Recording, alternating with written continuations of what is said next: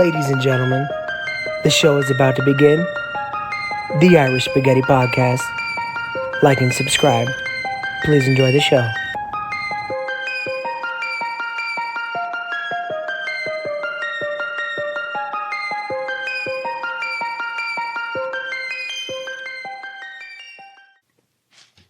And we are rolling.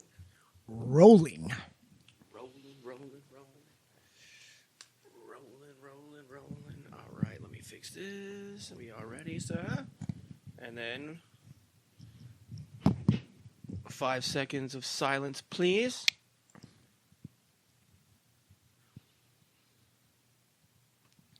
Ladies and gentlemen, welcome to the Irish Spaghetti Podcast. We're your hosts, Billy G, Nicky P. Nick, how are you? I'm really, really great today, actually. It's been a very, very easy day for me. Nice, easy Sunday. Nice, easy Sunday. Sundays are my Mondays normally, but yesterday I hit a bunch of money playing Keno, so I decided to take an extra day off, and I spent that extra day off literally just smoking weed and ordering DoorDash. Yeah. And then now we're doing this. That was like the whole day. Just a guilty DoorDash day? Yes. Nice, We beautiful. ordered Starbucks coffee and the breakfast sandwiches in the morning. Yeah. Right? Spent like fucking $50-$60 on that. Those are $9 McMuffins. Yeah, then 3 hours later, we ordered like $80 worth of Thai food. I got Tomka soup. I got pumpkin curry. I got like this mango sticky rice Archie's? stuff. Like, no. Archie's is great, but this place called Lucky Thai is phenomenal as well.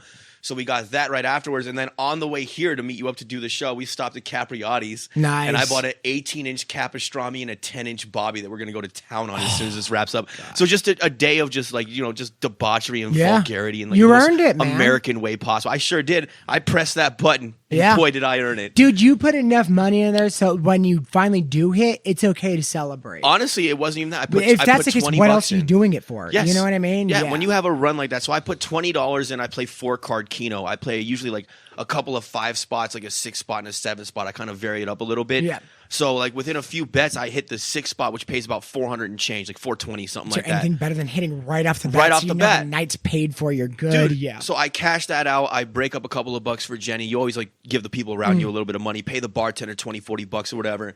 And I stuff another 20 back in. I switch it down to dimes and I set up a loaded 6 spot. And I'm not paying attention. So I'm playing 2 dimes on one card, 3 on another, 3 on another, and then 2 on another card. And as I'm talking to her, like lighting a cigarette, I hit the button and then that hits for 900. So now I'm up $1,300. You weren't paying 20 attention, minutes. so you looked down and seen it? Yeah, Oh, yeah. I was like, oh shit! Like I saw the last number come in when I looked down. And I saw it all light up, and I didn't even know what it paid because I've never done a loaded 6 before. Yeah. So now I'm up $1,300 within like 20 minutes. We grabbed a shot, gave the bartender another 40, 50 bucks, played back about $300 more, and took the rest home with me. So I walked out with like $1,200. Nice. Yeah, somewhere around there. But that's a great number to walk home with, too. Yeah. I ended Over up 1,000?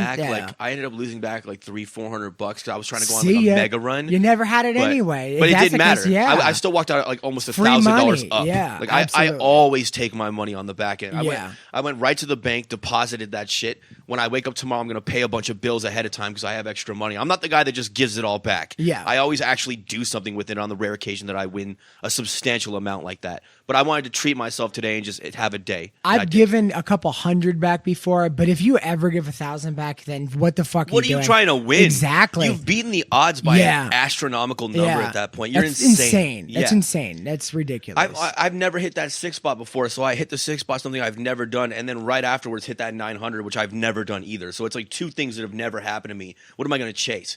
The only reason why that I actually played the extra money back, that extra 500, is because I'm trying to do this. You always hear about the people that hit like 6 times in one night. Well, that's how it always gets started. Yeah. But I won't ever play back so much to where I actually hurt my win. Like I'm not going to be the guy who just keeps chasing it. It's just too stressful. In my head, I'm like, if I take another $400, $300-$400 or whatever, and I play that back and I get nothing, I'm still up 1,000. But if not, I might be able to get it going.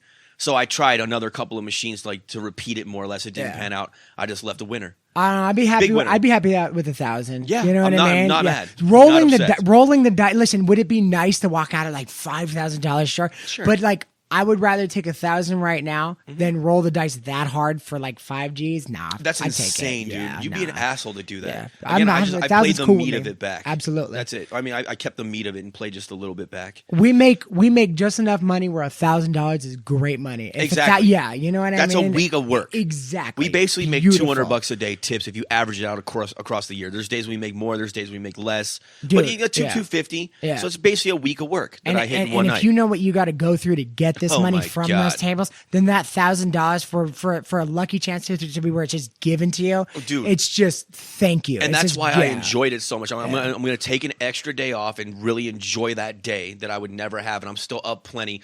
A lot of what people do also, like Edgar's the king of this shit. Whenever he has a big hit, he'll just call in until all that money's gone.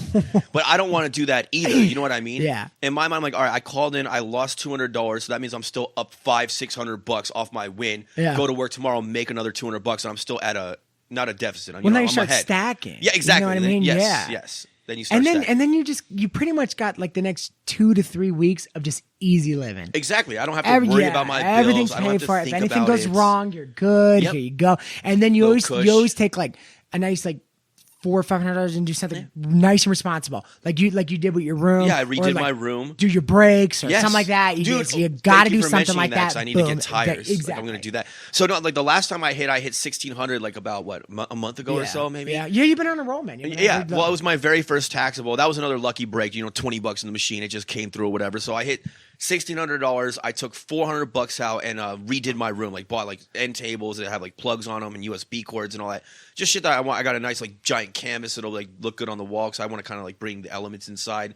Got a little water fountain, humidifier with essential oils. Just shit that's kind of like nice to have. Sure. So that was like $400 to redo this entire room more or less, which I love now. It's really nice to be in there. And then I took the other $600 and I put it in my day trading account and I opened a position in Lucid, so I'm actually trading again. Oh, so too. you do wind up buying that? Yeah. For the electric cars? Yeah, The EVs. I got 22 options contracts. 10 of them expire on the 17th of November, and the other 12 expire on the 19th of January. Okay. Which I feel very strongly about this position, which is why I bought it. 'Cause I didn't. It's better than just stuffing it back into a Keno machine, which is guaranteed to at some point lose you money. Yeah. Like I have a skill for It's this. a more or less. long-term investment. But the Or is thing it is, long-term or short-term? This, When this will is you a- know? This is a short-term day trade. It's more of a swing trade. Okay. A day trade is literally in the same day. This is like, probably like a couple of weeks or somewhere around there from the time I open the position until the time I cash out. Now, however, although it is a type of gambling in a way where there's no guaranteed investment, but of course there's a lot more factors and a lot more data that you could look at before you decide to go for money like this, as opposed to just, again,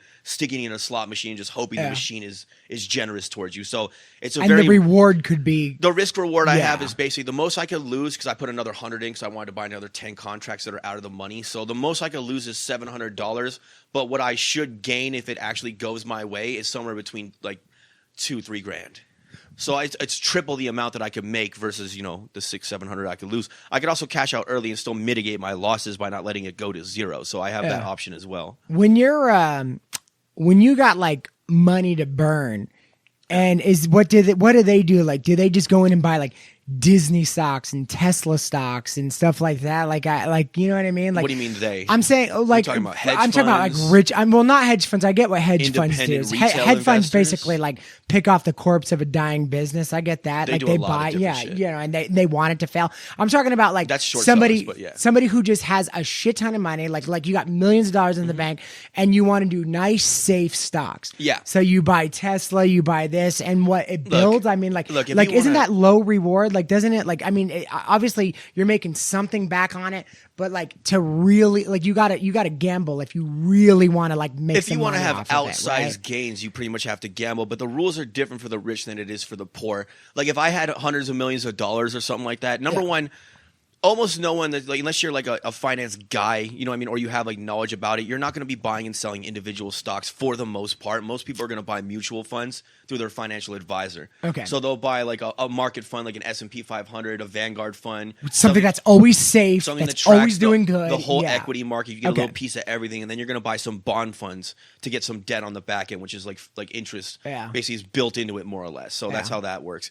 But you'll usually do like there's different degrees of it. So if you're buying like blue chip mutual funds, that's going to be like Apple, Amazon, highly established companies. The blue chips, I got Coca-Cola, low risk, like you said, low reward, Yeah. but they have dividends. Like you're going to get like a little bit of cash every couple of months or whatever. You can have it set up to reinvest into the fund. Yeah. So like if you're rich, honestly, here's the best advice for anyone out there. If you're rich or you have like a lot of money and you actually want to invest right now, you're going to get bad advice from like a financial advisor because they're using stock advice from like 10 years ago that doesn't apply to this market. Yeah. What you want to do is you want Gordon Gekko is giving man, your you're advice. doing bullshit like this. You want to buy a high dividend mutual fund through Vanguard, something that's credible, that has a very low expense ratio. You want to buy it through an IRA, which is a tax sheltered account. So a traditional might be the best. Actually, I might go Roth at this point for different reasons, but they're similar. But anyway, so you want to do it through a tax sheltered account, and then what happens is every time you get paid the dividends every quarter, semi-annually or annually, or however the fund works, you have it set up to automatically reinvest it back into the fund. So you're going to get the capital appreciation from the equity going up as your stocks grow, and it's also going to feed in with the dividends and kind of boost it up, but it's all going to be tax deferred. So this is going to boost your gains over the long term when you actually go to cash out in the future for retirement. Yeah. So that's probably the best thing you can do right now. But you want to stick to certain sectors also. Like I would go into like oil pipelines, for instance, instead of. I don't want to get into all this shit. No, I got it's you. a lot. It's a lot. No, you know what I always think of with the stock market is like how much it's changed from the 80s. Like when Eddie Murphy went in and those Mortimer and the other dude were like on trading places, and he's like, no, William, this is the stocks that we buy. It's pork belly. I don't know if pork belly's still even around. Like I don't know if that was a big 80s thing, but he's like, it's pork belly, like ham and bacon, like you'd find in a bacon, lettuce, tomato sandwich. And Eddie Murphy went. And he looked at the camera, he broke the fourth wall, and he looked at the camera like this dick. It was so funny, dude. It was so fucking funny, man. That's gold. But I miss the good old days of like printing paper and you got a bunch of dudes just like, Oh yeah, man! On the trading floor, yelling you know and what I screaming and mean? taking physical Everything's orders. digital now, you know. That trading floor still then they all exists. run to the payphones and like buy. You know what I mean? Oh man, like it was such a rat race back then. I That think must that have would been have been fun. crazy It would've been adrenaline. fun. Dude. Those guys, like their cholesterol was all fucking through the roof. Oh, yeah. Like the stress. They probably all had like GERDs and like cysts the size of golf balls in their stomach and stuff. You You know what I remember mean? at the end of The Big Short, like Michael Burry's I Christian never Bale's seen character, it. which I you should gotta watch see it. I know. I gotta see But it. he basically quits. He's like, I'm all fucked up, like after the stress of this. Yeah. Wait, did it take place in those days? Like, No, his was during the housing collapse in 2008. in 2005? Oh yeah, or 2008. Yeah. He was the first one to bet against the housing market, and he created the financial instrument that allows you to do so. It didn't even exist.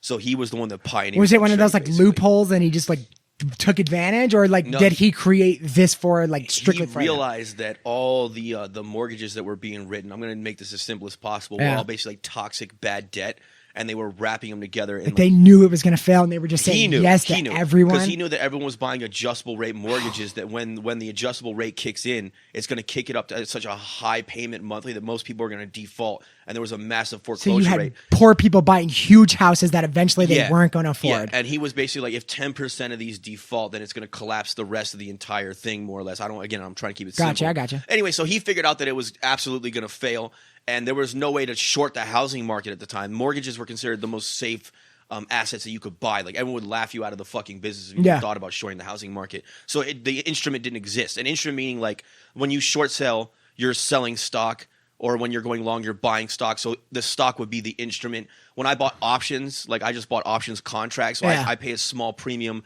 to control a certain amount of shares, but there's rules to it. But that's the financial instrument to do that as an options contract. There was no instrument to short the market. So he went to banks and had them create one, and then he bought them to short the market. Dude. But he had to pay a premium, a holding cost, like monthly. It was fucking absurd. Dude, there used to be this just like, you know, solid proof plan. Like you grow up, you go to college, you get a good job, you get married, you buy a house, And it worked. You put you take your son to the bank. You either get a rifle or a piggy bank or a toaster or something like that, and you put it in and the percentage and it grows. And you say you put your money in the bank and it grows every month and you earn percentage, stuff like that. everything is corrupt. None They of don't that's even give you a fucking toaster It's anymore. not even possible to do this anymore. Yeah. There was a time where college is a scam. Yes. The housing market is gross. You might as well rent. And dude, don't give me fucking sorry. Now even the kids isn't even a safe bet. Now it's like, should you? You know what I mean? No. It's fucked. Everything's it's really fucked. bad. Everything's bad. Dude, back then you used to be able to put your it's money poison. in a savings account and you would actually get paid a reasonable interest rate. Yeah. Like almost enough to basically like track with the CPI to where, you know what I mean? So like if inflation goes up 3% a year, you were getting 3 or 3.5% in just a regular savings account. Like, so you could just keep building off of a savings You account. were making money no matter what. Yeah. Just by being responsible Just by being was the responsible. right thing to do. And by the way, it's like, I'm trying to figure out like why it took a turn. Like, let me ask you this. Is there I can just explain all too this to many you in people mass now? detail. But No, no, because the more people it is putting money into these. Yeah, it it's has just some nothing to do with- greed, right? It's just some corporate greed It coming has- back and kickbacks and getting on the other end. To sum it up nice and easy, it has nothing to do with population at all. It really just comes down to the fact that we have fiat currency that is printed by the Federal Reserve that is not attached to a gold standard anymore. It's To the put gold standard. To put it easily, like it's not tethered to anything. It's just fake money. It's monopoly money now. Yeah. Before every dollar in their printed- computers, yeah, and that's it. it's nonsense. So what happens is when you create supply of money, you create inflation. If there's no gold to back the notes, there's no way to keep that in check. And human error always comes into play at some point. Greed, we overprint, we underprint, blah, blah, blah. Yeah. So we end up like throwing off the entire equation, which creates imbalance in the markets, which creates malinvestment and all these like bubbles. More And they or can less. adjust it any way Yeah. they want just Yeah. by typing it in, right? Yes. Yeah. And again, like this is a very deep and complex conversation that would take hours for us to unpack. But at the bottom of it, at the end of the day, just know this to the audience out there. The reason why we have problems with inflation and the economy's all fucked up is because we're on a fiat currency system and we're not attached to anything underneath it. No gold, no nothing, no commodity. Is there enough gold in the world? Let's put it this way. Yes. For starters, Yeah. yes. I already understand Okay, where you're going yeah, with that yeah. question. 100,000% there is. Also, throughout the entire history of all economics and finance, there has never been, ever, a fiat currency that existed that wasn't attached to gold, more or less. I always use gold because that's the number one money that we've ever used in history, blah, Yeah. blah, blah. That ever survived. It never failed. There's never been one that ever survived. Yeah. As soon as you decouple from the gold standard and you just have fiat currency and you're printing money, every single fiat currency, all of them, which has been thousands in all of history, have eventually been hyperinflated and gone to zero and basically collapsed the value of the money on top of itself. Not one single one has ever made it, and ours is pretty much the same way. Jesus. We're getting there, Yeah. basically. So Like something's you know what's funny? It's like it's in the air. Something's gonna happen. Oh, absolutely. Something big is gonna happen. yes, and we can Yeah. get into like being like the world's reserve currency, and if we lose that status, which is rapidly approaching, Aren't what will we? happen then? Yeah, Aren't we? Yeah. Like, Other we're countries right are around already the starting corner. to trade in other currencies outside of dollars, especially for oil, which is like our number one. Yeah. So yeah, it's a lot of shit. But anyway, so just know that when you hear fiat currency and printing of money, that's why all of this is happening. That's why there is no more deflation. There's only inflation. That's why they used to be able to buy a house. You know what I'm Yeah. saying? Like we were talking about before, and like the cost of things would go down, and their savings would overcome basically the inflation rates. More or Dude, less. So that's what so we got taught when we were kids, and then you got to an age where it's like, nah. think about inflation. Yeah, So not yes, anymore. Yeah. Yeah. Think about inflation like this. So if you Some people still were under that impression, and that's why they went to college and fucked Yes. that money off, and There's now they're no in point debt. And yeah, It doesn't matter how much you make if the inflation rate is really high. If you have, like, say you make $100,000 a year now, Yeah. versus 10 years ago, Yeah. Well, because they created so much more currency, which deflates the value of the current money in circulation, that $100,000 can now only buy $60,000 from back then. You see what I mean? so you're always behind. You're never Yeah. going to catch so up. every It's year that pointless. inflation is 10-12%, which it's been even higher than that. I'm Yeah. actually being very generous. Yeah. You're losing 10 to 12% of your buying power on the money that you currently hold. So unless your wages increase 10 or technically 12% doesn't with it, that's exist. right. Yeah. Yes. So Yeah. unless your wages increase 10 or 12% with it, you're losing buying power. Even if you don't spend a nickel, you have less money every day. It's man. shocking. Yeah. Yeah. So anyway, so Well, not we to, I really- didn't, sorry. Now it's okay. Didn't mean to get off on a whole it's all right. finance We really tangent, fucked this but- up. Sorry, I'm in a somber After mood. calling Ben Shapiro Yeah. and Tim Pool nerds Dude, yeah. for 3 days, I just go on a finance Nah, tangent. man. You know what? Let's jump right into that with the whole. Listen, People got really upset Yeah. about that one, guys. That last clip, it got some good traction on it, and here seemed to be here. I think the whole my it was a jacket off, misunderstanding of what he was getting at when it came to the whole nerd thing and stuff like that. Listen, Tim Pool is nerdy. We're not Mr. fucking, football players that are trying to stuff Tim Pool into a locker. The dude is very successful. He's very intelligent. He runs a great show. He does what he's got to do. And I'm not kissing his ass here. We just think that now it's kind of pandering off of rage, and you've proven that by, losing your minds when anybody calls him out for it. Yeah. The point is that it's still okay to like guys like James Bond and stuff like that. We just want both. We just want fun back. It used to be cool to look at, oh my God, watching kids come out and they want to be Michael Jordan, the greatest basketball player that ever lived, or Mike Tyson, or some other black guy or something like that. But we always thought that, but that was the whole point. We just don't want the next generation to think that the only way that you could be heard or be a new name or something like that is by coming out and being mad at everything and fighting against the system and talking politics and everything like that. We try to stay away from that as much as possible. That's what he was getting at. That, and I'm tired of nerd worship. Sure. And it is, dude. But no, people got really mad. I remember one of my favorites in the comments was the one guy, he was like, oh, people without hair have more testosterone than people with hair. Because I have I'm like, I'll take less testosterone. I don't give a shit. Call me low T, bro. I like having fucking hair, man. Dude, yeah. Seriously. When you look like you're 90. Right, also, I get why they were talking shit, because I was going hard on them. Like, I was talking shit. I wasn't just making the point without bashing them personally, but also they're fucking nerds. But no. But why? But why? Sorry. Dude, honestly, why is it such a big deal to have a different set of opinion? And I feel like everybody does this. No matter what you say, there's going to be negative and positive. Some people are going to get mad. But for some reason, the negative just seems so much more like that. It's what prevalent. Everybody wants to do. Well, that's the funny part is if you look at our whole catalog of videos and highlights and all that stuff, which are over hundreds now, right? We have to have at least 200 somewhere around there. At any rate, it's funny that all the people that showed us any attention and watched the show, they gravitated towards the one that they knew they were going to hate. Yeah. Because I put it right on the thumbnail. I was like, enough nerd outrage, bring back cool people or something like that. And I put their names in the title, as we've all seen. So everyone that was talking shit in the comments, they watched it knowing that they were going to be mad about what I was saying, because I'm not a clickbait guy. I was very clear about basically what that video was going to be. Yeah. And they didn't pick any of the other videos where we're just joking around, or the ones where I talk about peace and love and the universe and how God exists and how we all need to come together and forgive each other and come to the table. None of that got a click. Only the one that they knew they were going to be pissed at and lash out on. Yeah. So basically, the market produces what people pay attention to. And it's not my fault that everyone chooses to pay attention to that instead of the 900 other videos I have about nice stuff, peace and love and all kinds of comedy and just joking around and all the friendship-related things that we've done before. You know what I mean? So it's like, you can get mad at me. I don't give a shit. I'm glad that you watched it. Unfortunately, that pushes the algorithm. I'm not going to lean into that and keep doing it just to get clicks and views, which is what most people do. But that's kind of the reason why we're in the situation that we're in now in society, because that's what sells. That's what you guys paid attention to, man. The point is that people the are market produces what you want. Yes. That's it.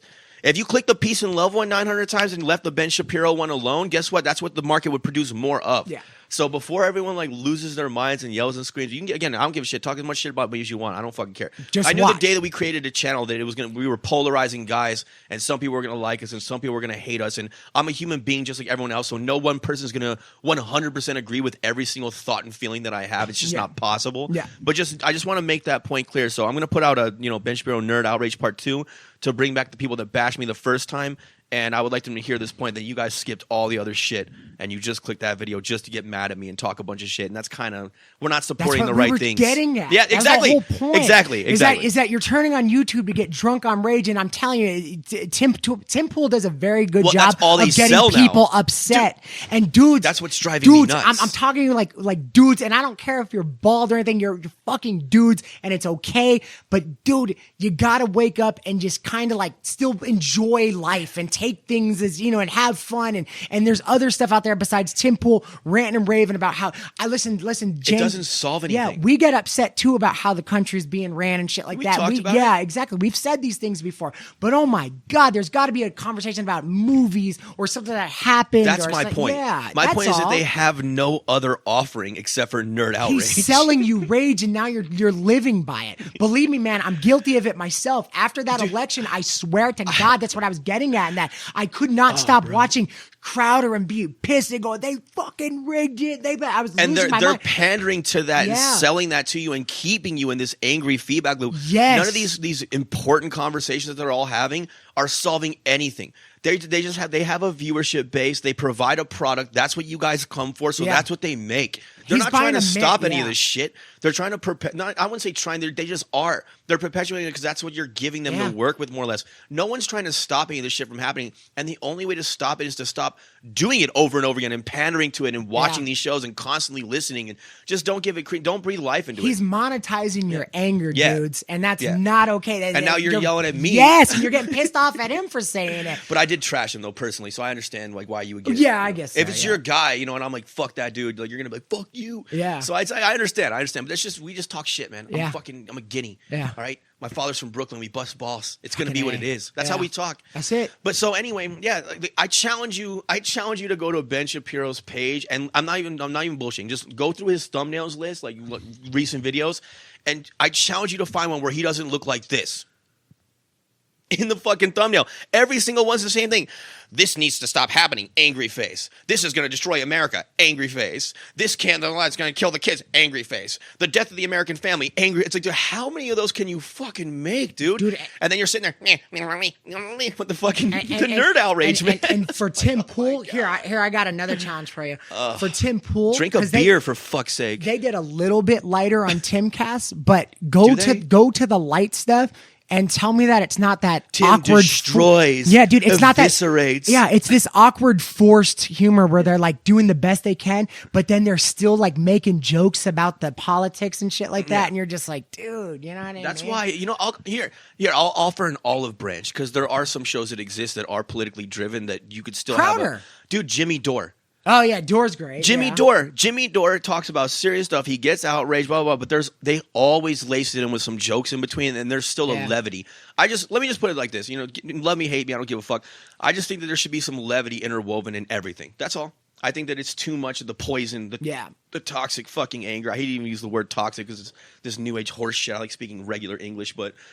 You got to cope with that. Yeah. That's what people say nowadays. It's fucking toxic. Somebody outrage. put cope in the comments. Yeah, too, I didn't know what that even meant until he explained it to me. I don't speak in just buzzwords and slang like everybody else does these days.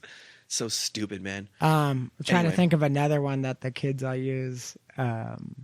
I mean, you know what's funny is woke used to have a different meaning, you know? Yeah. When woke first came out, woke was like you're hip to the government and stuff like that, like, you know, like conspiracy and stuff like that. And now the Republicans just took it and drove it into what it is now. But you can't help it because now it's fucking, that's what the meaning is. So even I fucking use it. I say, it's been appropriated. Yeah, Disney's woke, and you know, I managed to say it, you know, but that's what it is. So we wanted to address that, man. Listen, no matter what, keep commenting, keep watching, no matter how you feel. Dude, just saying, man, you don't want to go. You don't want that anger to be every day. Also, you're allowed to criticize shit, man. I criticize people I like.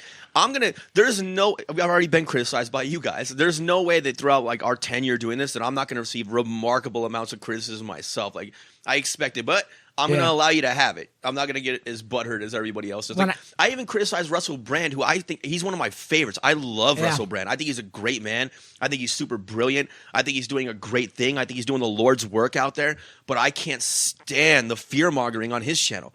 Everything is like, you'll never believe what's going to happen. World War III, and it's always this. Yeah. On every thumbnail, it's just like an explosion behind it. It's designed to fucking make you feel terror. It's emotional manipulation. Let me get you scared about this, so you click it, so you pay attention, and that bothers me. And he's one of my favorite people. I agree with most of what he says and does. I can't stand that fear mongering shit. It drives me nuts, man. Well, you know how like everybody has their blueprint of how they want to do things. Like, well, they're all going to say the same thing. Well, that's what gets clicks. Yeah, that's what makes it work. We want to do things I'm so like, much fuck different. that, dude. I want to create a whole new template. Absolutely. I mean, I use sensationalism, but whatever our titles are, it's always like that's what the video is. I'm never gonna you'll never guess what so and so said about this. I can't. Something destroyed. But then imply that it's like essential for you to know, or else. That's what bothers me. Jeremy from the Quartering does that, and I like the Quartering. What's the Quartering? You don't know the Quartering? Big guy has the beard. He does a lot of the clickbaity stuff too. I mean, but I feel like once you build an audience, you shouldn't rely on that anymore. It's gross. Yeah, you know it's what upsetting. I mean? Stop emotionally Stop trying to make people feel nervous and afraid so they pay attention to you. That's gross. Yeah. I can't stand. This is every thumbnail now is this. Yeah. Everyone's just fucking. I'm like, why are you terrified all the time, man? Yeah. Can't you just relay this to me casually? You know what I'm talking about, yeah? They'll do like, especially on the stuff like, you know, because I got a lot of. We lean right, however, I don't want to even say whatever that. Whatever the fuck ever. Yeah, dude. whatever that means. But like a lot of the thumbnails on like my feed, because I'm telling you guys, I swear I've been there, man. I'm just telling you, you don't want to do it every day. It's okay to every once in a while get upset and have a feeling about something and express your emotions some way, but not every day, dude. Not like how Tim wants it, like or how he's selling it. But it would be like AOC, and they'd have the red eyes that are like glowing and stuff like that. It's like you're telling me, yes. you know, like, the like, laser, the Homelander dude. eyes, and it's like, dude, come on, take it. You know, listen, she's a dumb twat, all right, but you know, it's just silly. That's all. So if you want to know my point of view, because everyone's like, oh, they wouldn't last 5 minutes on Tim's show, and they're having the real important conversations. My belief is that we give all this way too much attention, and that we should just start creating our own conversations and going in a different direction that's more healthy for us on a grassroots level, and stop looking to these people to speak for us almost entirely and just piggybacking off of their work. Yeah. I think that we should do it ourselves. Stop giving a fuck about that. Stop paying attention to all that stuff. Let's come back together and BS. That's where the ending of our show is every day. Yeah. Have your conversations, not their conversations. They create like the 5 talking points that the whole world talks about. Yeah. You know what I mean? It's like you can care about other shit. Sure. And like actually invest your emotions and your energy and your mentality into other things that are not those 5 things that they talk about. And just because they found some teacher in Nebraska that pulled their tits out in front of the kids, let them handle that internally in Nebraska at that school. Why the fuck are we talking about it? Or give us the video. I think it's bad for us to continuously obsess about every little thing that they said this and they did this and they shouldn't do that. And that's why I do the whole nerd outrage thing, because that's what it sounds like to me after a while. And then he said, she should have done it, and they didn't fucking fire this guy, but they fired that guy. It's like, dude, like shut the fuck up already, man. Talk about something else, and maybe this shit'll die off. Yeah. It's just like fire. It lives by getting oxygen, and our attention is the oxygen that feeds it. That's all it is. Well, not only that, it's cool to be That's informed, but no matter how much they talk about it or no matter how much they shed a light on it, the same piece of shits that have been corrupt and running this place for as long as you could remember are going to continue to do so. So why get yourself all worked up in a frenzy and I mean, you know, man, it's like YouTube's a big place. I'm just saying, you don't want to be doing that every time you turn that sucker on. I get it. I get you get addicted to that rage and you start wanting it. You start wanting to type it in. Well, dude, you want to see what's think pissed about off this, today, guys, you know? before you romanticize and turn all these people, the Ben Shapiro's and the Tim into heroes and all that shit. They literally have teams of people that work for them, analysts basically, that scour the news and every article to find things to support their show to be mad about. They go out of their way to look for shit to bring to your attention, to satisfy their audience. It's literally their job. Yeah. Stop paying attention to it. Tell me a knock-knock joke. Yeah. All I'm saying is this. I'm saying, watch what you want to watch. Do whatever the fuck you want to do. But I find it weird whenever I see someone that's out there that's an influencer who's always upset and angry. I don't want you to be my life coach. I don't want Ben Shapiro to be my life coach no matter how intelligent he is, because he doesn't look happy. And neither does Tim Pool. They don't look fucking happy. That's all. That's what I'm saying. So, right. It's almost like that blissful like that. ignorance. Can you do the know? Tim Pool cadence? You do it's oh, come on now, gang. You know what I mean? That's it. You know. But anyway, so sorry guys if I upset you with the Tim Pool. Yeah, Ben hey Shapiro. man, no, I'm not sorry yeah. though. Really, I mean, I was just talking shit, so it is what it is. What are you gonna do? Sorry, I'm not sorry. Well, you know what Coxman. You know what we never are. What I never wanted to do either was like kind of attack who's commenting. Like I never wanted to, dude. I've heard this too many times. Like these nameless, faceless trolls in their mom's basements. These are probably everyday dudes that are just being, They clicked it because we were talking shit about their heroes, and I wrote it in the fucking title. Yeah. That's all.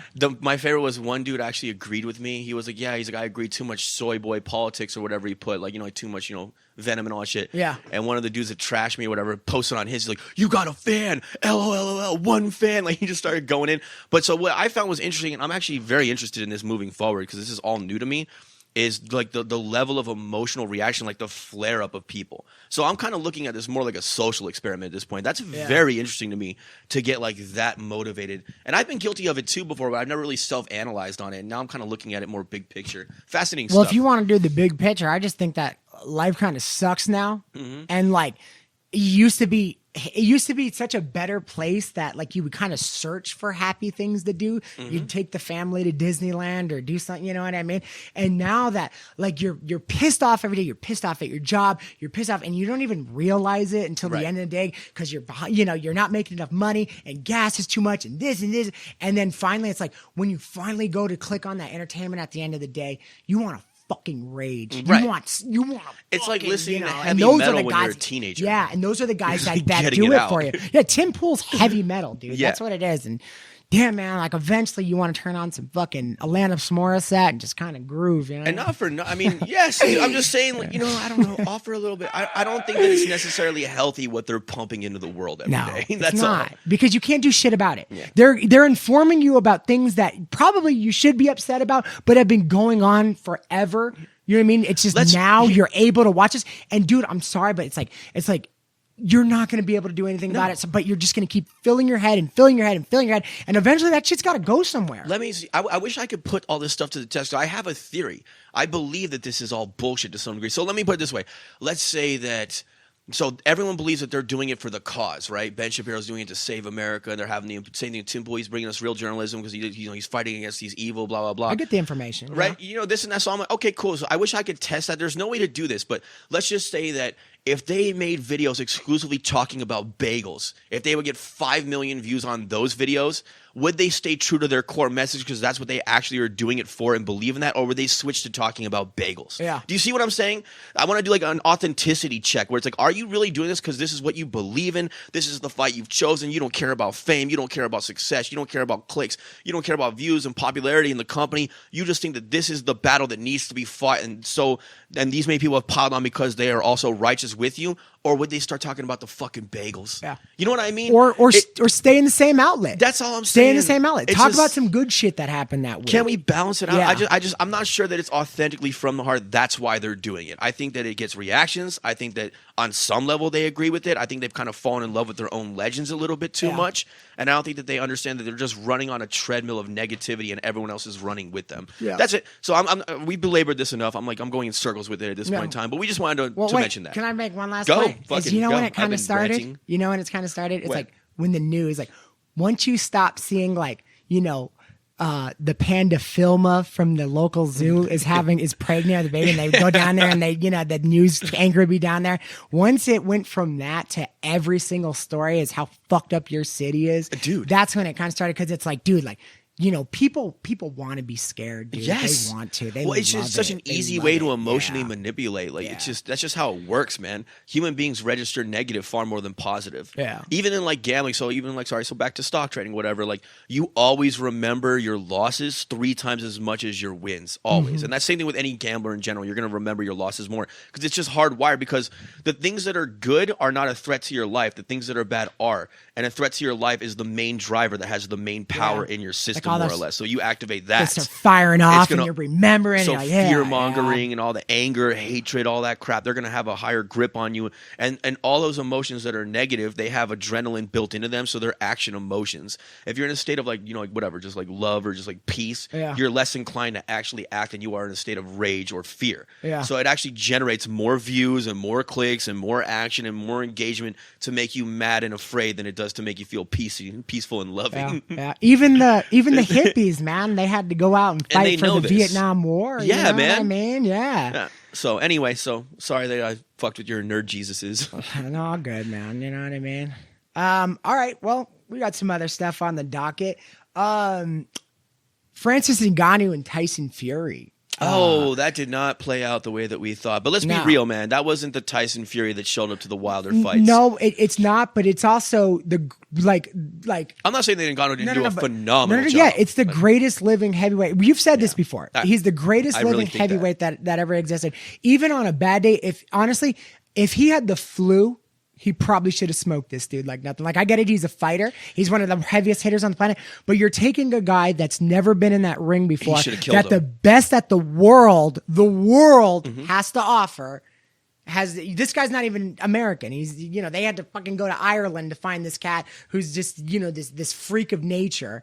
And he's beating everybody out. And he took another freak of nature and smoked him. Yeah. And now Francis Ngannou steps in there and he's like, okay, what is a boxing glove? You know what I mean? And he gets in there and he goes 12 rounds with him and scores one of the judges. Honestly, I heard a lot of people saying that he lost, that Tyson Fury lost. Everyone thinks that, and maybe he did. I've only watched the highlights. All I saw was Tyson Fury leaping and clunking and falling, like just off balance. You don't think that would embarrass the entire sport of boxing it did. if he would have won? It did. It embarrassed me too because I really took his side on that. But that W next to it too. It's like it's all embarrassing. Yeah, we got egg on our face, bro. Yeah. But here's the thing, too, is that Tyson Fury has a long-standing history of fighting up to his level of opposition, meaning when he's in there with guys that he doesn't think should be in there with him, that's when he almost loses and has his toughest fights. And when he's in there with absolute murderers, he performs at his highest level. So he's always kind of been that way. So his performance really is indicative of how he thought about Francis Ngannou, that he didn't take him seriously. Bet you he will next time. I think he should fight him again and actually so be like, too. all right, motherfucker. Who else? Yeah. Like he did with Wilder, where he was like, okay, a draw? He's like, all right, let's do this again. I'm going to knock you the fuck out. And then he went and did it. But at the end of the day, congrats to Francis Ngannou. He did almost the impossible. It was a tremendous feat. I'm not trying to take that away from him. But if we were really going to be honest, he didn't beat the guy that beat Deontay Wilder. So I'm not saying he couldn't do a good job if they fought again. I'm just saying that it was clear. It's kind of like, like even Lennox Lewis, after he beat Mike Tyson, he was like, I didn't beat the Mike Tyson. No. He admits that freely. I love that. I really do love Lennox that. Lewis is one of the greatest of all time, by the way. And that just proves it right there. He just tells the truth. Yeah. Let me take this off for a minute. But anyway, so do you have any other thoughts on that? On Francis and that, I just hope they fight again. I hope there's a number 2. There probably will be, right? I mean, they got to give him another shot. I mean, it's. I hope so. Yeah, I mean, it's a controversial decision to give him the fight, and it's like. And I'm a fan of Francis Ngannou. I fucking love that. I like him as a human being on top of what he's accomplished. Yeah, he's a remarkable guy who has a remarkable story, and he's got a heart of gold. And he didn't sell out neither. No, they were throwing bags of money at him. He's like, no, I am worth more. I love him, man. I'm so happy that he got that payday and that he's breaking into boxing. Congrats to you, Francis. This is a guy who became like muscular while eating dirt and leaves in some horrible fucking village in Africa, lifting buckets of water so somebody could take a shit once in their life.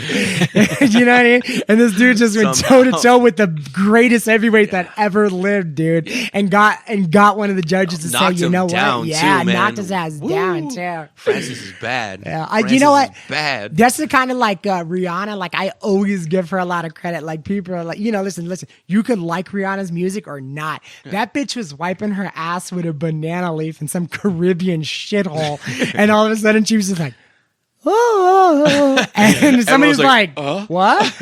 You know what I mean? Perk up. Yeah, you know what I mean? You're just like, I'm sorry. Like her story is like, holy shit. She's married to some prince. Like, come on, dude. Her and The Weeknd. Yeah. Homeless heroin addict. Yeah. That's how they found that guy.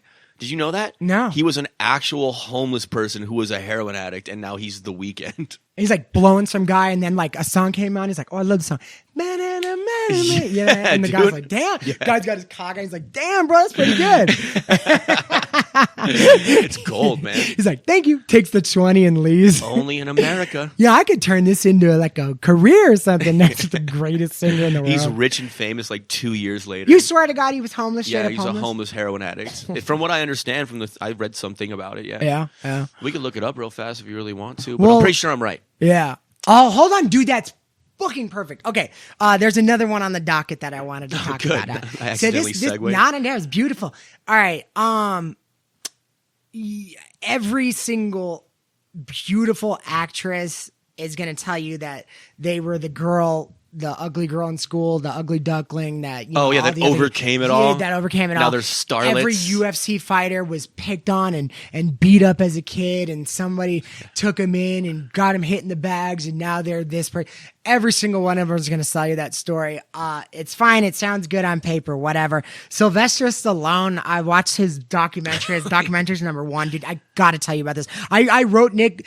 I don't normally do this, like try to, because I want you to get like a, you know, like a natural reaction, but I had to tell you at least what I was going to bring it up. Thank you. Because if you want to do this or not. I want to watch it. So I got to watch it. His Netflix documentary is number one right now in America. Like there's a whole top 10s thing. I don't know if I believe those, Rick. Sometimes I see them trying to push movies like, you know, like I noticed that and too. stuff like that. But I really do think that this one's pulling numbers because like it's sly and people are interested. And I'd watch it. This is one of those dudes that's like decade after decade is just a household name. You know what I mean? He's an amazing movie. His body he's of an work is icon fantastic. across the globe. Yeah, exactly. Yeah. Living legend straight up. So anyways, he gets on there and he was telling you, you know, he came from nothing, which is just not true. He's like, my dad used to play polo. If you know anything about polo, that is a rich person's I was like sport. the water polo with the horses? No, dude. Rolling around like Beverly Hills polo, the shirt that you don't play where you're polo a rich while you're asshole broke. if you pretty much wear those back in the old days when they first came out. Yeah, so You ever see street polo? Yeah, exactly. Nope. No. You don't know. You know what his term for it was? He's like, you know, my father usually, you know, he played sandlot polo. No, there's no sandlot polo. Okay, you don't find a horse grazing around some shithole in the middle of Brooklyn, and you're like, hey, you know, you play polo, you know? Okay, so all right, so he tried to tell me that you know his dad, you know, they came from nothing, and his dad used to play polo. It's just bullshit. Fine, it's cool. It's still sly, Rocky, Rambo, great. He's perfect. Whatever. All right, this is what I gotta tell you. Okay, I just thought that was bullshit. Because this also brings it out to like a little later on. Okay, so this was the best. Okay, all right. So the success. All right, so he wrote Rocky. He wanted to do a lot of movies. He wound up writing The Lords of Flatbush. That's when the first time he met Henry Winkler. Yeah. He had the leather jacket, stuff like that. That's how Henry wound up getting Happy Days is because the success of Lords of Flatbush, and he was perfect for the role. I did not so know he's this. Basically, the Fonz all over No again. shit. Right? So you got Sylvester Stallone. He looks like a shit brick house. Like he's always been like a mad dude. He looks like a thug. Right. And that's he was kind of getting typecasted. Like he would be extras in these movies and he'd be a thug, and that's just what it is. But he was also very smart, and he would write a lot of this. Dude, he's a brilliant writer, right? Right. So he wound up writing Rocky. He takes it to the studios. Him and the director, who wound up being the director of it, took it to the studios. They helped each other. They wrote it, came up with it. You know, you kind of saw that a lot of magic, like, you know, like why this came about and why this came about. It's beautiful. Whatever. Documentaries for you another time. This is what I got to get to. Okay. So the Rocky hits. Obviously becomes a worldwide success. Yeah. People love it. People think he's real. People think, you know, it's like They made the statue's exactly real out there. There's in a Philly. He's Philadelphia up there. statue. It's not up anymore. It's in his house now. But that statue. Up until recently, though, right? Yes, exactly. Yeah. That statue stood there till about early 2000s. Yeah. Right. And so, anyways, this was the best part. Okay, so it's like a week after Rocky's success. Now they're considering a sequel. I mean, who knows if the sequel will do okay, right? You know, okay, so, years of the camera. exactly, right? Okay, so dig this, right? So, the director's sitting there and he's like popping a bottle of champagne, dude. He's like, I can't believe we did this, right? And you hear, right? He's like, I'll get that. So he walks over and he grabs the phone, right? Could you imagine this phone call? Dude, I want you to put yourself in this and just imagine the look on your face, right? Because you know how like on the phone you could still do looks, right? I'm telling you, you would be like this. Like, dude, okay. So it's like, he's like, hello, who's this? John, whatever the fuck. I just directed Rocky. I'm a fucking millionaire now. Great, you know? Yeah. And it's like, hey, John, it's Frank Stallone, his brother, right? Yeah. So he's like, Frankie, how are you? You know, did you come to talk about your brother's success? Yeah. Right? What are you calling me for? Right? You know what this fucking guy says? You know what this fucking asshole says? I can't imagine. Right? He goes, let me tell you something, John. Fuck Rocky. I got the real Rocky. What? So John goes, His brother? He goes, excuse me? Right? He goes, I wrote a script. And it's the real Rocky. It ain't got shit. Rocky ain't got shit on this. It's called Sonny. Are you serious? Dude, yeah. Dude, this is astonishing. Dude, he tried to go on his brother's back, steal his idea for a movie, stab him in the fucking back, God. right? After This everything guy, he did after to bring that movie into fruition. Yes, exactly. Right? Could you imagine this? Like, dude, this isn't sibling rivalry. This is jealous, vicious hate. This is disgusting. Towards a family member because of success, right? He was trying to ruin it. He was trying to ruin him. And right? steal off his name. And steal off his name and take his idea. Oh like, my like, God. Dude, even like a riff in the song sounds the same. Like the guitar riff sounds a little same. Yeah. You'd be nuts. That is an intellectual property. Yes. That means something to you. That is sacred. Yes. That was your idea. He wrote a boxer movie with more to it. It was a love story. It was this. You know what that was beautiful. inspired by, right? That was actually inspired by a real fight. Chuck Wepner fought Muhammad Ali. Oh no shit. Yeah. And he was kind of like just a nobody. It was just inspired by it. Okay, It wasn't okay. the same story. No, I got you. He was But he the was guy basically that had no business being kind in of there like with Vince Muhammad Papale, Ali, and like- then knocks him down. And it ends yeah, up they being held like a dog tryouts fight. for the Eagles, and then he came off the streets and wound up doing a great career. Yes. One of those things. Yeah, just like overcame like for a guy from literally came from It was nothing. an right? extraordinary Boom, situation, and there then you he go. wrote the rest of the movie around that core concept. Yeah. But it's neither. He didn't plagiarize. Yeah, Anyway, but obviously you didn't see Sonny, which was much better. I mean, he didn't know that Right? Frank was working with his own. Exactly. He didn't know Frank was in He the stole from laboratory. Frank, not the yeah, other way yeah. around. You know what happened is one Was in night, the laboratory. Sylvester was like, "Hey, yo, Frank, what are you doing?" He's like, "Hey, I'm writing a script. It's about a boxer who falls in love, and her brother's all fucking nutty and stuff." No. Okay, so he actually does this, right, dude? Honestly, could you imagine the uncomfortable tone in his voice when he goes, "Hey, why do this? How? Because now you gotta like." Let him down easy, and you gotta you can't just be like, "You're fucking stupid, hang up the phone, and Right. you're an awful person," right? So he's gotta like kind of like hey, I would have three-way Sylvester into the can call. you give me a second? And just be like, shh, just put him Do on. not say a word and like mute him. So he What's your main character's name? He's like Frank yeah, Balboa. Lockie. It's still Balboa Lockie. Dude, oh my god, that is so funny, dude. So He's making it up on the fly and pretending Yeah. like he has it wrote. yes. Dude, no, it's playing on the TV, and he's like, and he like goes to an ice skating ring, and he's like, dude. So John winds up. He's like, "Listen, why don't you do this?" He's like, "I'm totally on board." He's like, "Why don't you call your brother?" Like, kept telling him, and he's like, "No, I don't." He's like, "Listen, call your brother." So he finally like convinced him enough. Like, "Listen, we could make something." But why don't you call your brother and we'll all three of us will get our heads together. So like Frank's like, "All right, I guess we have to cut this asshole in two from my genius idea." So he calls Sly, and Sylvester Stallone literally told me, he goes just like this. He's on the phone with him. He goes, "How could you do this to me? Yeah. Because this is my creation, Yes. and you're my brother." Yes. Right? Fredo. So You yeah, broke my dude, heart, exactly, Fredo. dude. I knew it was you. Yeah. He dude, This honestly, is horrible, guys. dude, I this did is not know this. Dude, it gets worse. Fucking does it? Yeah. Oh yeah, dude. Literally Fredo. Literally, like my God. selling him out to who Well, was his the parents Jew? gave him that generic ass name too. Exactly. They're like Sylvester. They were like Sylvester Frank. rolls off the tongue like a Greek god. Frank, get over here. Go get Sylvester's Yeah. bottle, Frank. They just made him a fetcher for Hey, Sylvester. Frankie's Sylvester's feet are cold. Frankie, give him your blanket. Hey, not so sly. Yeah. Come here. Give him your blanket. It's- Oh my He's God. just cold in the crib next to Sly. Oh my gosh, dude, that is too funny. Anyway, so this piece of shit comes dude, in. so this piece of shit does this, and Sly's just like, Frank. so Sly's what an sitting there, asshole. right? It's like halfway through the documentary games, and Sylvester Stallone's like, "I can't believe you. This is the worst thing that a family member's ever done."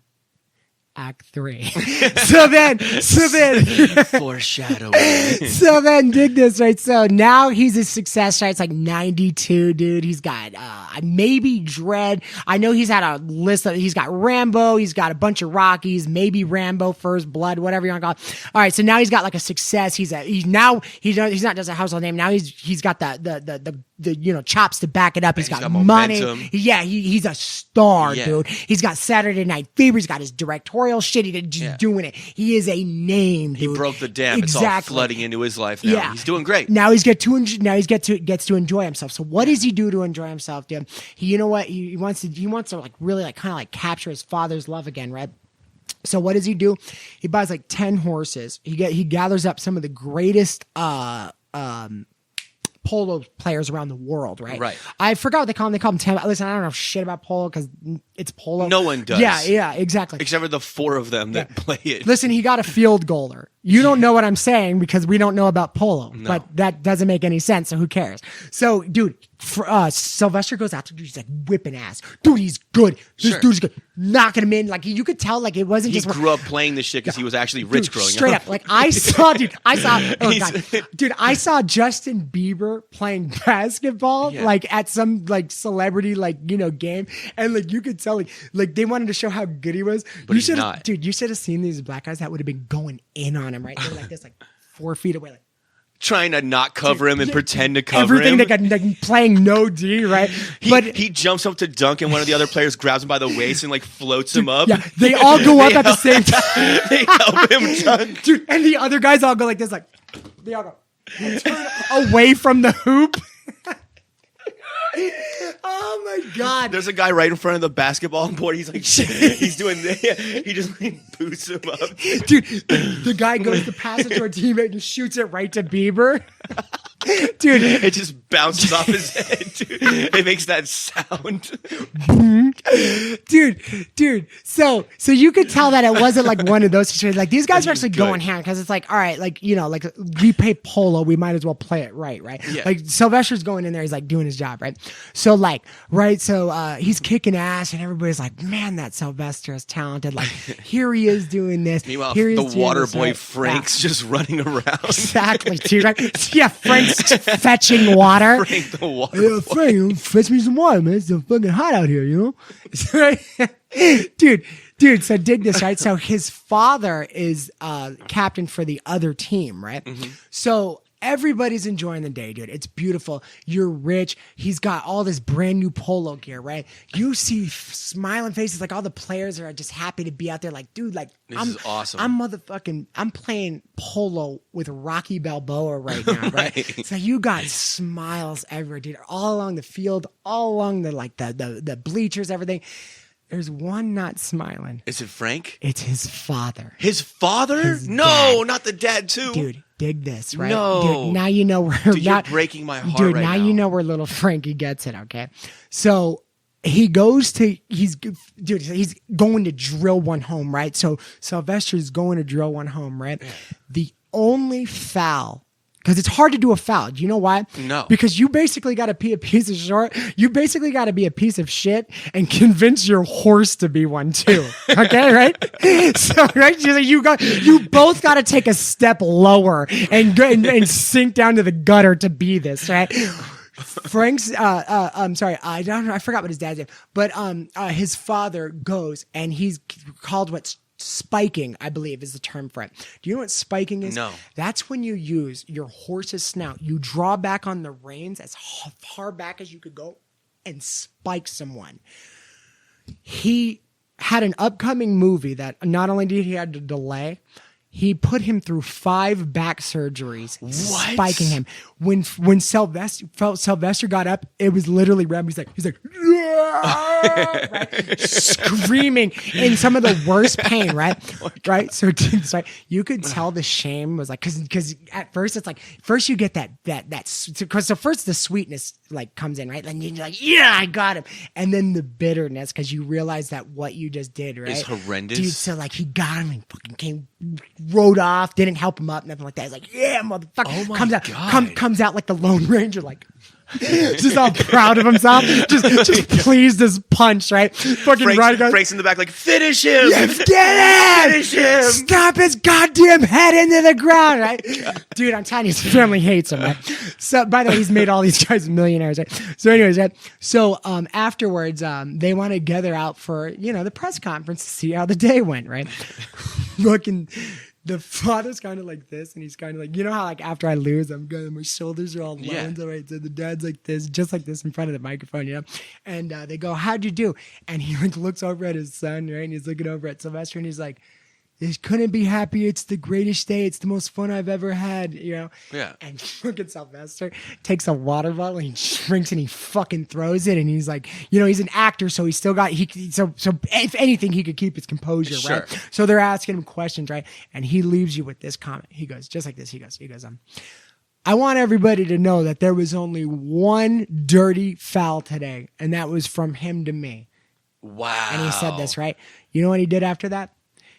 He sold every horse in that stable. I would have too. Absolutely. This was his gift I to love his this. father. I'm really glad that he's doing this shit anyway. Sold every horse in that Ungrateful stable. motherfuckers. Sold all the gear for a fraction of what he bought it for. Yeah. And never got on a horse again. Wow. Never. Till this day, he's never been on a horse. This is so upsetting, man. Yeah. Why? Because his father broke his back and his heart. Exactly. He's the first person to ever not use a knife. He used a horse's big fucking snout to go through his back directly into his heart. God. Never did it again. Never got back on a horse. And I'm telling you, dude, it was like, it's like dudes have daddy issues. We all do. Yeah.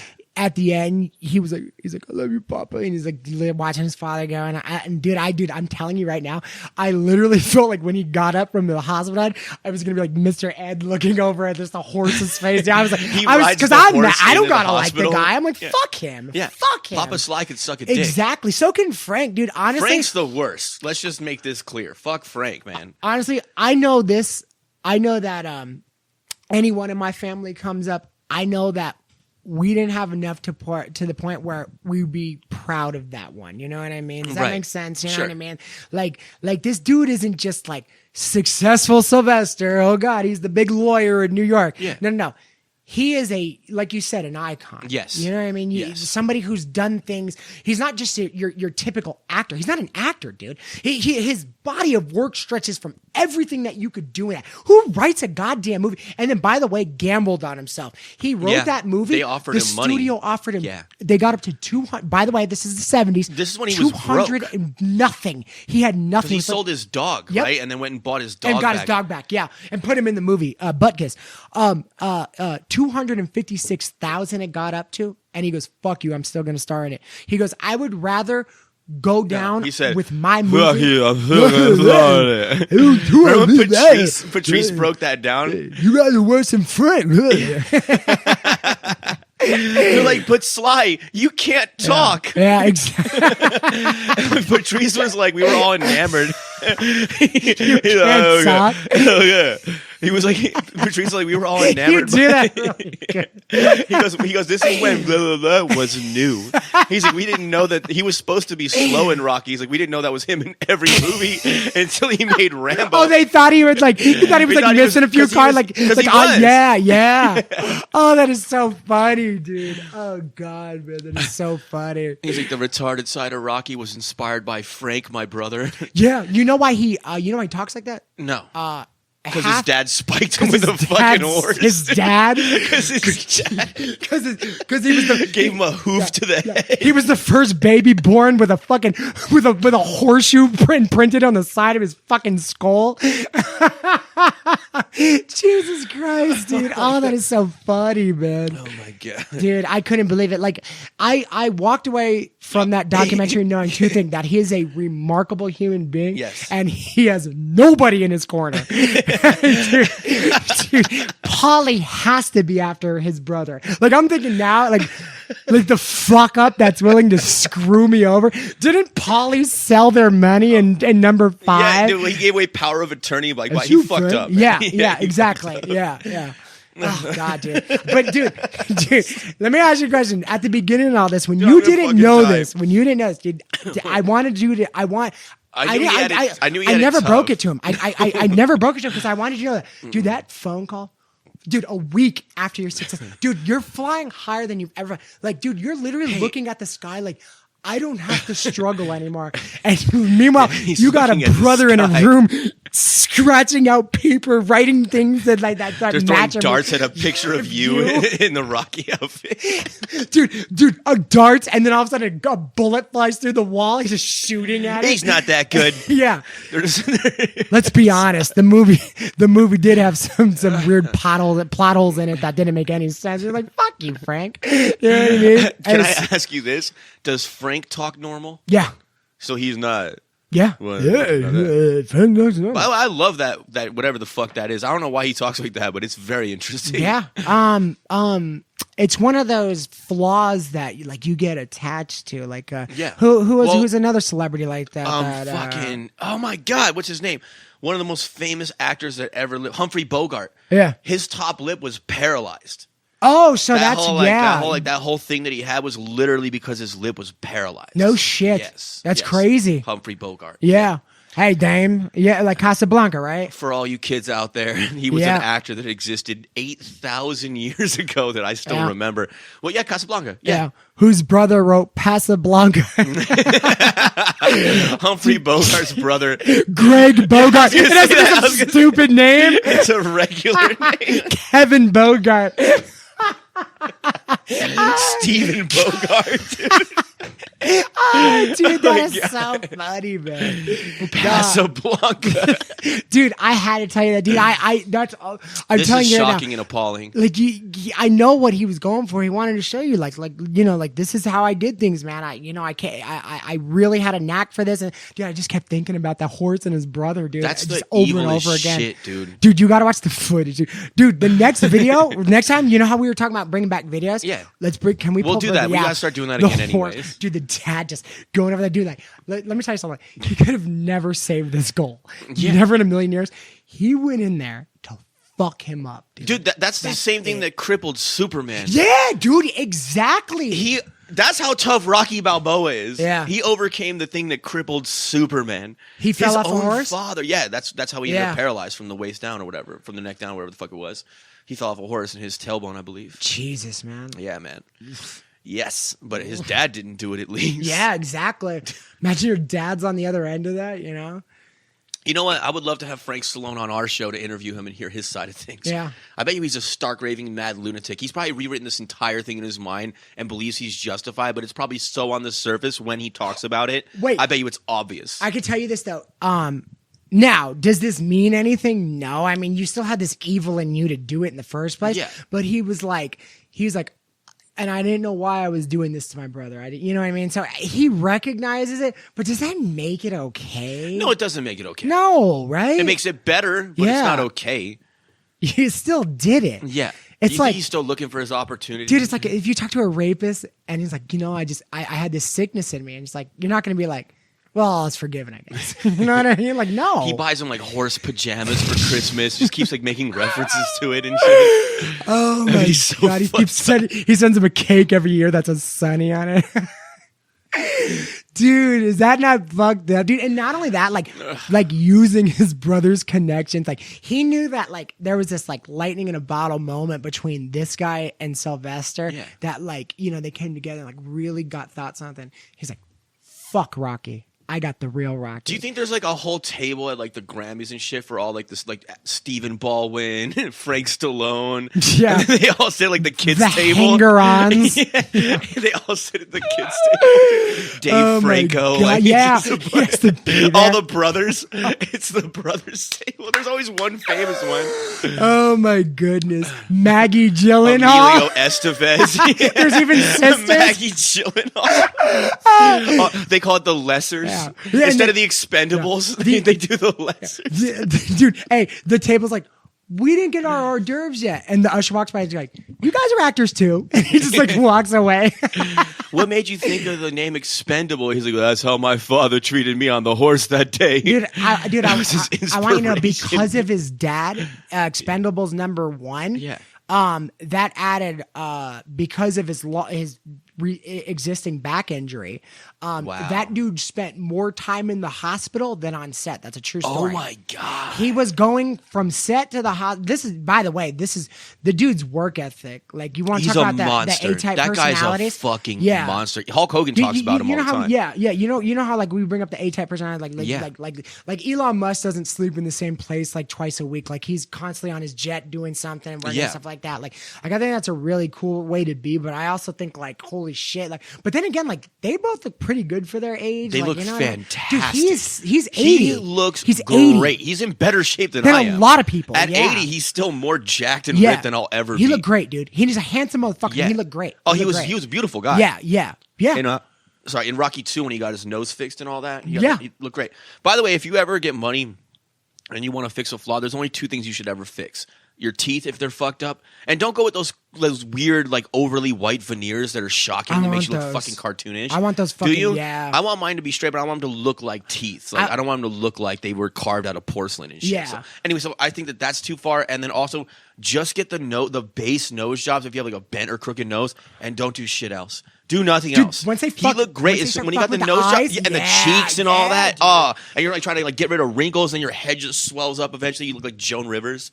It's weird. It's like I don't see me like that ever becoming a runaway problem. Like, you know what I mean? I don't know. Then again, we're dudes, but it's like I'm not But doing that there's shit. plenty of guys that get really hooked on that Yeah. shit. You know what I mean? You know who did plastic surgery better than anyone as far as the guys goes? Howard Joe Stern? McHale. Joe McHale. He's got plastic surgery. Joe McHale did it everything he did just heightened his features and he didn't overdo it. If you watch Community, watch episode 1 Yeah. and then go to like season 4 and put it on. I'll show you pictures side by side. He did that shit correctly. It's crazy. He did a great job, man. Do you know Did a about great job with it. Chevy Chase's exit from Community? Like, did you hear about all that? No, not really. I just know that everyone hated him because he So- was like vile and Yeah, racist like and he hate-filled. he told Donald Glover something horribly racist, and when you got a team full of comedians that are like, dude, it was bad, like, you know, it was something really Oh bad. man, and they're all savages Yeah. too. Like they're they have great senses of humor. Exactly. These aren't like Yeah. weak This ones. is Dan Harmon. Yeah. Yeah, you know what I mean? So anyways, like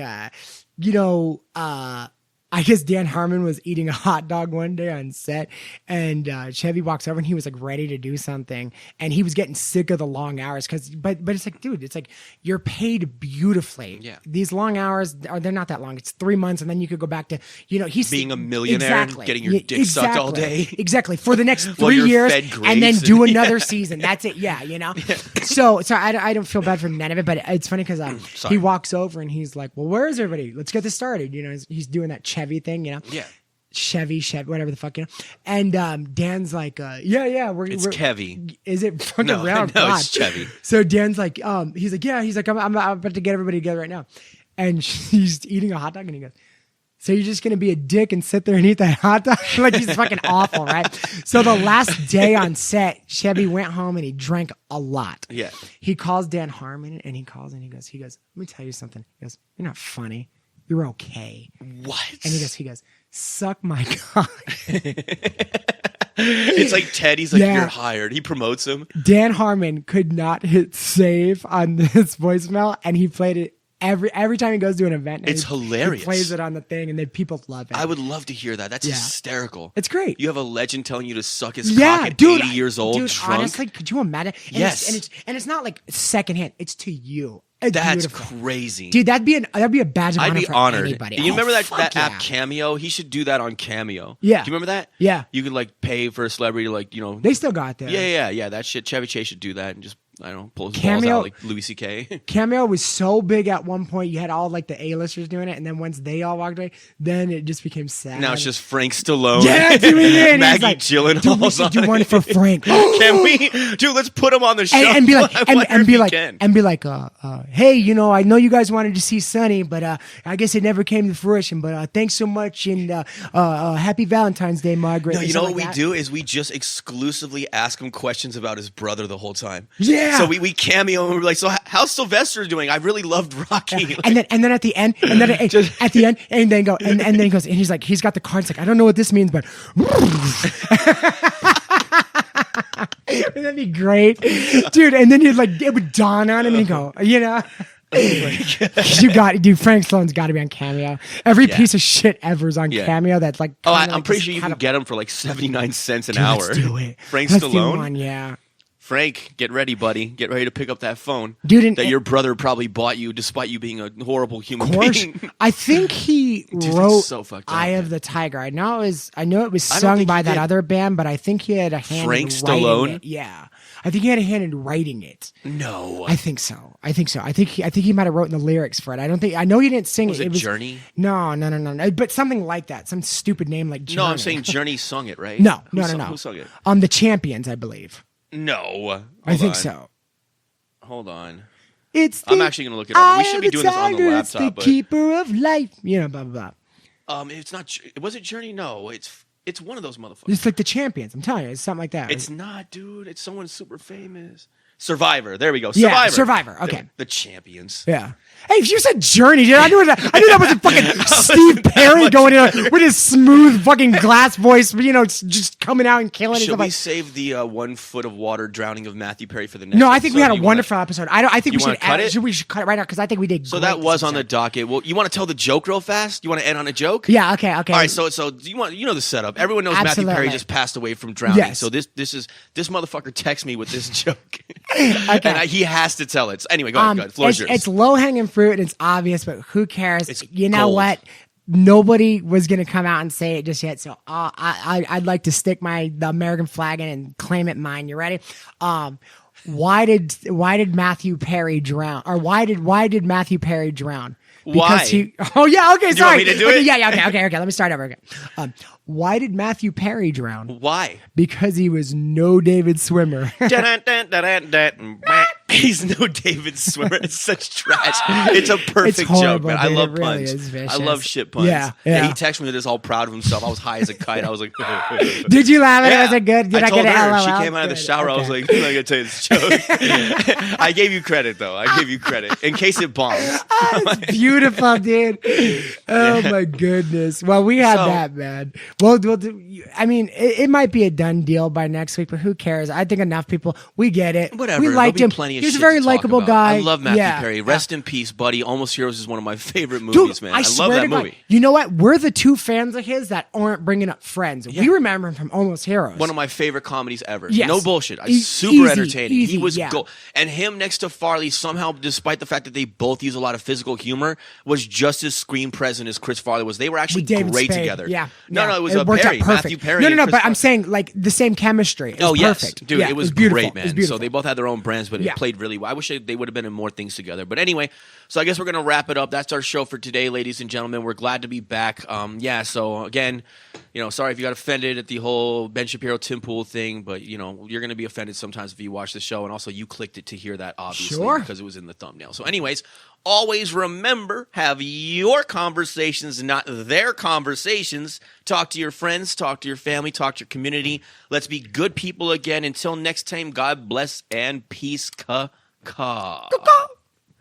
Noise. Boom, baby. Kapow. That was a nice little hour 11, hour 12. Did we do an hour and 12? Yeah. You know what, dude? Honestly, we had it.